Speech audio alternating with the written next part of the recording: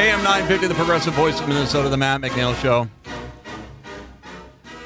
Michael Brodkorb is our Vikings expert. We have him on for politics, but we're going to skip politics this week. We're just going to focus on football, where he and I are now geniuses after last week, absolute geniuses. Michael Brodkorb, kind enough to join us, of course, his podcast, get his book, all this good stuff. Hey, Michael. How you doing, Matt? I'm doing well. You and I both picked 28-14. Game was we were actually being optimistic for New York Giants.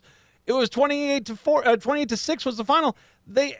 Granted, it is the New York Giants. They are not a good team. Easy. They're not a good team. But they did what you do with a bad team, especially on the road. You put them in their place, and they did. And at no point did that game even look like it was in question. We crushed it. You called it a must-win game. You called it must-win, which, I mean, the point is we were right. It was a must-win. In retrospect, it was a must-win, and they won it. It was fantastic. The defense. Well, first of all, I guess we should be somewhat. The offense. There were a lot of problems with the offense last year. The offense looked pretty good. I mean, they at least looked like they synced up quite a bit. Yes, I mean there was a lot of things. I mean, again. I think the fair expectation, although every Vikings fan has a hope that this is the year that they're going to win the Super Bowl. I think most people are coming into this season not expecting much, and that certainly wasn't on display on Sunday. I think there's a lot to believe in with this team. They got a big test coming up on Sunday at home opener against the 49ers. Mm-hmm. But there was a lot of things to be positive about Sunday's victory against the Giants. Darnold did something which Cousins did a lot, which was the ability to float a pass into coverage and get it to Jefferson with consistency. Now, he wasn't as good as Cousins, but the fact that he was trying those passes and he was successful with a few of those passes, that is, I mean, Sam Darnold is, I mean, he's a journeyman at this point. He's come here. Yep. He does have clearly some ability. If he stays healthy, I think this is a great opportunity for him where he can basically make a name for himself after being kind of considered and jettisoned away by some of these teams. We have had kind of these journeymen over the years. And I know there was a lot of expectation that J.J. McCarthy was going to be potentially even starting week one. That's not the case because of the injury we're going to be with Darnold. And I think he did a great job. It's interesting to note, as much as I'm just rooting for the Vikings and also making sure that the Packers lose, I did pay a little bit of attention to the Falcons game. Oh, yes. And boy, I have to say, and you and I were never really, I think we've always been fair. We were fair about Kirk Cousins. Yes.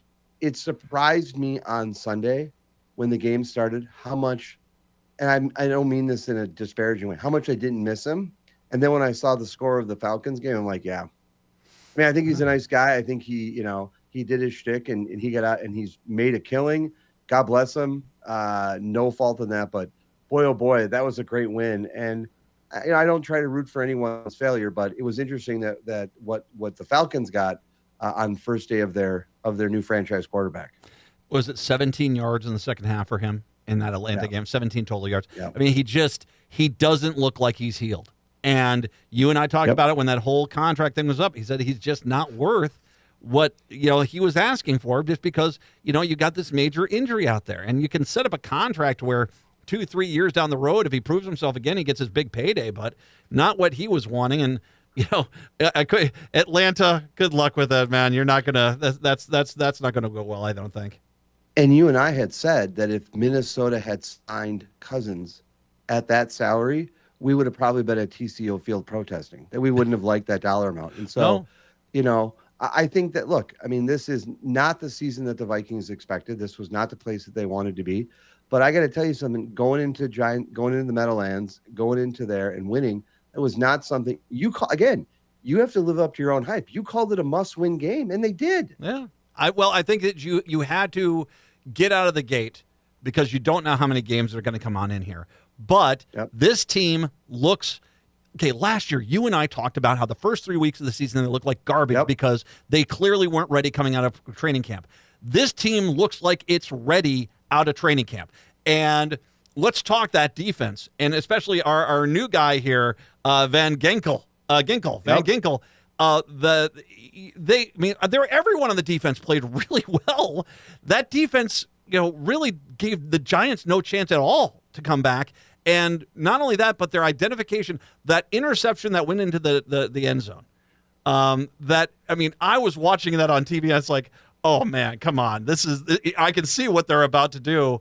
And so did our defense, and they did what you do. If you're going to be that stupid and telegraph what you're going to do, well, 6 points us. We've got a great defensive coach. There's great development there, and we've suffered some setbacks in the offense with JJ and McCarthy and others' expectation. But boy, oh boy, the defense stood up, and we should be very fortunate with who we have as our defensive coordinator. It was great for the Vikings to get him, and he's doing a great job for us, and we should be very happy that he's there. Because the defense delivered. Yep. In a classic Vikings strong defense way. The teams that when I was growing up and watching them in the initial stages, they were a strong defense team, and that was what they were known for. And so to see that back and see that type of strength, let me just say this to you: I don't know who originally came up with the phrase "any given Sunday," but what my dad. My old man used to say all the time, what makes the NFL so interesting is the level of parity, and that generally speaking, on any given Sunday, anything could happen. Yep. And there was an absolute possibility that they could have gone to New York, certainly based on history, gone into Giant Stadium or Meadowlands and absolutely laid an egg, but they didn't. And they came out with a victory. And again, Matt, in a game you labeled as a must win, and they won. Yes. They won, and I want to revisit something you and I talked about when we did our preseason things where we were talking about these first few games. Yep. You and I both, I think, were saying, okay, Vikings beat the Giants for sure. Go to Houston, get the win there, but this might be a case where they lose that game against San Francisco when they come here. Looking at that's what I said. You challenged me. You did the same thing last time. So looking at the way the Jets played the 49ers last week, our defense is a lot better than that Jets defense, and they were on the road in San Francisco. Watching that Houston game, holy God, that team is loaded to the gills. I actually going to flip those two. I think the Vikings will beat the San Francisco 49ers this weekend, and I think they're going to get that Houston team looks for real, and that is a deep team, and I'm a little concerned about that game now. That's fair. I mean, you want to look. If you're interested in doubting the Vikings, that's fine. You get to go that way. You want to move the goal line every show farther down. That's fine. You go right ahead. The tape is clear. No, I would agree. I mean, I think I'm looking forward to going on Sunday. I'll be there Sunday with a member of my family. So excited, with my son ready to go. Nice. We'll be sitting in my dad's seats again, just ready to cheer for the Vikings. It's going to be a great game. I think it's going to be a tough game. Vikings got a good streak going on at home. I think that they're going to be in a strong spot. I mean, against the 49ers. And so I think, again, on any given Sunday, it can happen.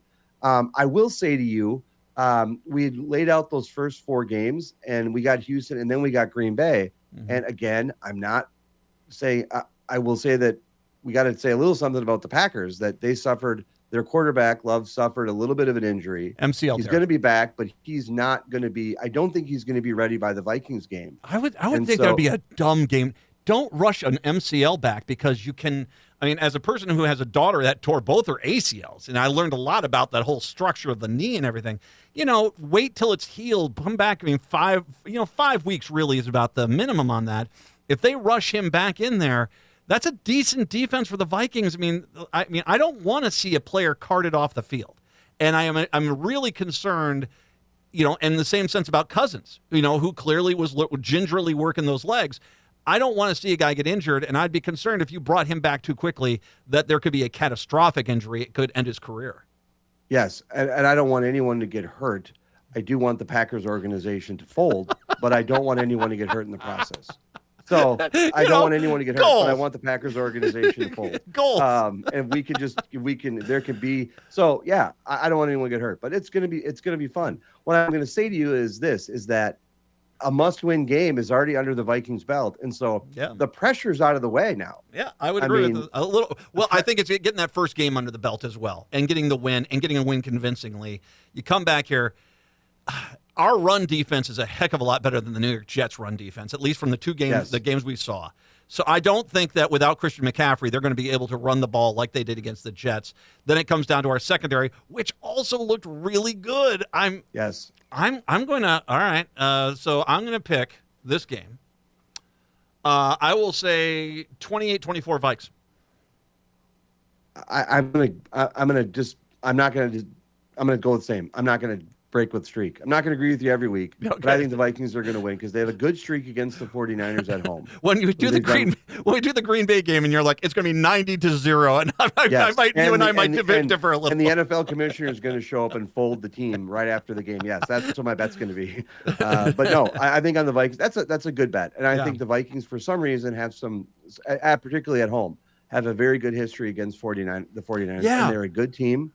And so I'll be there cheering, and I hope it wins out. But again, I think that I think you added a fair dynamic on the Houston game. I stand by my position that the Vikings come out of these first 4 games 3-1. Mm-hmm. You have moved the goal line again, and now it's 2-2, but with a different 2-2. Well, no, I actually think I'm now of the mindset it's going to be 3-1 too. I'll just keep moving. Oh. I'm going to move goalposts all over the place. The win of the Giants, how they won, convinced me that they do have a very legit chance against the 49ers. Because as you brought up, the Vikings play the 49ers pretty good. Not a lot of teams can't play them at all, Jets, but the Vikings play them well. So I think they got a chance. That Houston game, gosh, that's going to be the Vikings, if they win this game this weekend and then they go down there, that's going to be a monster game already on the schedule, the Houston-Minnesota game. It is. And the Vikings play teams that sometimes make me nervous. And the 49ers, they have a pretty good record again. Seattle is a perfect example of a team that I don't think the Vikings play very well against. Yeah, So I always worry when it's Seattle, I get a little nervous. But 49ers, I feel good about it. It's at home. It's going to be a great crowd, good introduction, new season, home opener, 49ers. We're not going to have, who did we lose? We lose Addison. Yeah, Addison's out because of his injury, yeah. Addison's out because of his injury, but we'll see where it goes. I think that the Vikings are just, again, we're in one of these seasons where I think we got the hope building already because we had all these feelings. And that's what's so great about being a Vikings fan is you watch that game and, you said it was must win. And I believed you because I believe every game's a must win. But it was just fun. That atmosphere is back. And the Vikings are finding ways to win. And I have to say to you, I give a lot of credit to head coach Connell. I think he's great. I like his spirit. I like his enthusiasm. I like his leadership on the sidelines. And what Darnold did was not a small feat. No, it wasn't. It wasn't. It's going to be, speaking of folding teams, the New York Giants. That could be a team that's gone by the end of the season. That's a tough game. That is a tough game. Michael Brodkorb, we'll see how we do this weekend. Thank you very much, my friend. I appreciate the time today.